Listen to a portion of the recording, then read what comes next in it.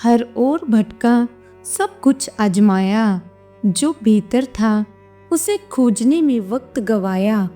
क्या आपने कभी सोचा है कि धन, प्रसिद्धि और ऐश्वर्य होने के बावजूद ही कुछ लोग अशांत क्यों रहते हैं? आज की कहानी है रघुनाथ की। रघुनाथ के पास सब कुछ था, धन, प्रतिष्ठा, परिवार और ऐश्वर्य, लेकिन एक चीज जो उसके पास नहीं थी वह थी मन की शांति। वह हमेशा बेचैन रहता, अनजाने डर उसे सताते और हर चीज अधूरी लगती। दिन भर वह काम में व्यस्त रहता, लेकिन रात को जब अकेला होता तो उसके मन में हजारों सवाल उठते। मैं इतना सफल हूँ, फिर भी खुश क्यों नहीं हूँ? एक दिन उसकी बेचैनी इतनी बढ़ गई कि उसने मन की शांति की खोज करने का फैसला किया। रघुनाथ को लगा कि शायद अधिक धन से उसे शांति मिलेगी। उसने व्यापार में और मेहनत की, अपना साम्राज्य फैलाया और कुछ ही वर्षों में वह राज्य का सबसे अमीर व्यक्ति बन गया। लेकिन शांति फिर भी नहीं मिली। अब उसे डर सताने लगा कि कहीं कोई उसका धन न छीन ले। उसने महल के चारों ओर पहरेदार तैनात कर दिए, सोने के कमरे में ताले लगवा दिए, लेकिन नींद फिर भी नहीं आई। एक रात उसने अपने सबसे समझदार नौकर धीरज से पूछा, मैं सब कुछ खरीद सकता हूँ लेकिन शांति नहीं, क्यों? धीरज मुस्कुराया और बोला, मालिक, शांति सिक्कों से नहीं खरीदी जाती, यह तो मन की एक अवस्था है। रघुनाथ को यह बात समझ नहीं आई। उसने आगे बढ़ने का फैसला किया। रघुनाथ ने सोचा कि शायद शांति नाम और प्रसिद्धि में छिपी है। उसने समाज में और बड़ा स्थान बनाने के लिए तरह तरह के दान किए, बड़े बड़े आयोजन करवाए और राज्य भर में अपनी प्रशंसा फैलाने की कोशिश की। अब हर कोई उसकी तारीफ करता, हर जगह उसकी चर्चा होती, लेकिन जब भी कोई नया व्यक्ति उसकी सराहना करता, वह केवल कुछ क्षणों के लिए खुश होता और फिर से बेचैन हो जाता।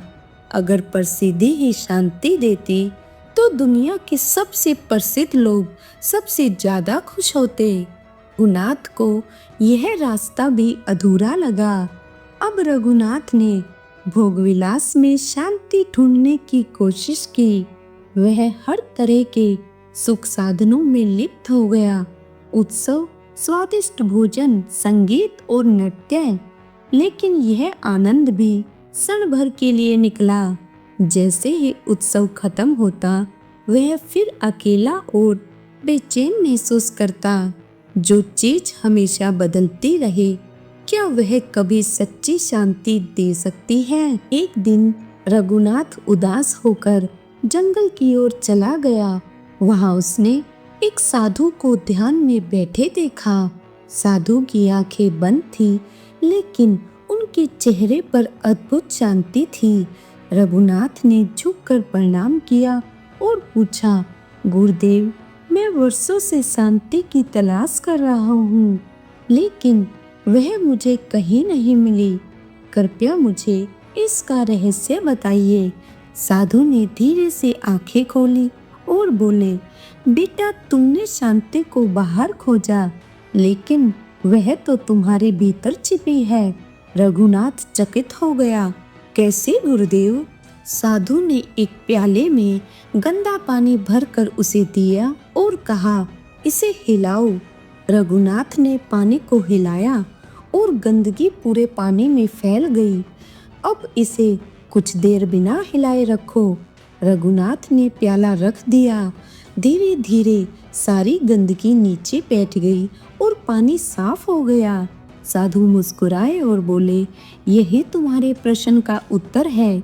जब तुम्हारा मन लगातार हिलता रहेगा, इच्छाओं, भय और लालच से, तब उसमें अशांति बनी रहेगी। लेकिन जैसे ही तुम इसे शांत करोगे, शांति अपने आप ही प्रकट हो जाएगी। रघुनाथ ने साधु से ध्यान और आत्मनिरीक्षण का अभ्यास सीखा। उसने धन, प्रसिद्धि और भोग में नहीं, बल्कि अपने मन के भीतर झांकना शुरू किया। अब रघुनाथ एक बदला हुआ व्यक्ति था। वह अपने महल लौटा, लेकिन अब उसकी सोच बदल गई थी। वह लोगों की सेवा करने लगा, ध्यान करने लगा और जीवन को पहले से कहीं ज्यादा सरल और सुंदर तरीके से जीने लगा। मन की शांति बाहरी चीजों से नहीं, बल्कि आंतरिक संतुलन से मिलती है। इच्छाओं और भय से मुक्त होकर ही हम सच्चा सुख पा सकते हैं।